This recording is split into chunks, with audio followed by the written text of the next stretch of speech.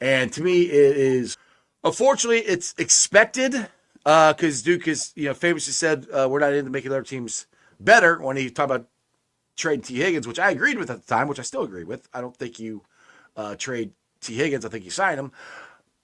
Same way, I don't think you just let Trey Henderson walk and come in here and play on a 1-year contract. You got to get him extended.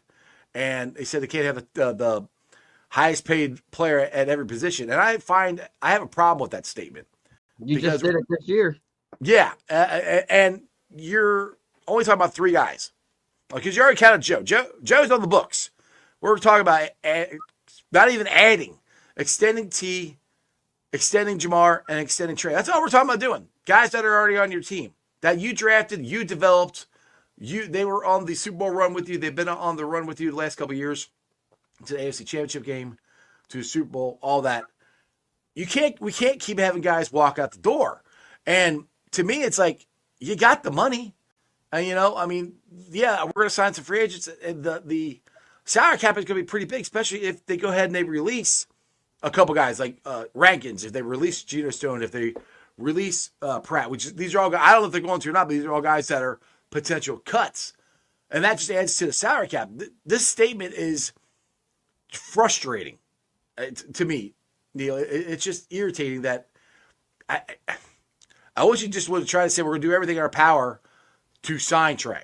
Not, we don't want to, he's already making the excuse. We don't want to spend the money and pay the highest guy in every position. That's just not what we want to hear. When I'm sitting to try to tell everybody that the Bengals aren't cheap, well, that sounds like a freaking cheap-ass move right there.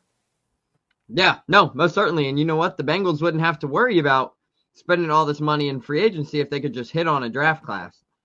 So, well, this past draft class, I think they did pretty good, except for with Eric All and and Jermaine Burton, the 2 they took chances on didn't pan out. But everybody else has been pretty good. I thought the Eric All reach in the 5th round. I thought that was a great reach. Obviously, he was playing some of his best ball of his career. And then the ACL happens, and it's unfortunate. It was the same knee that has only been healed for just a couple months, and an ACL injury that he was 2 or 3 months ahead of time even being out there. So that sucks that it was a more complicated surgery, and he's now expected to miss a whole nother year. But for Cincinnati, I wouldn't say it handcuffs you to another year of Drew Sample, but I mean, you can keep him at a veteran. You can sign Gesicki. Sign Mike Gesicki again. It's going to be interesting to see how they kind of attack that. But overall, that's the injury that I think kind of hurts Cincinnati the most. And then obviously Jermaine Burton's situation is dismantling. It's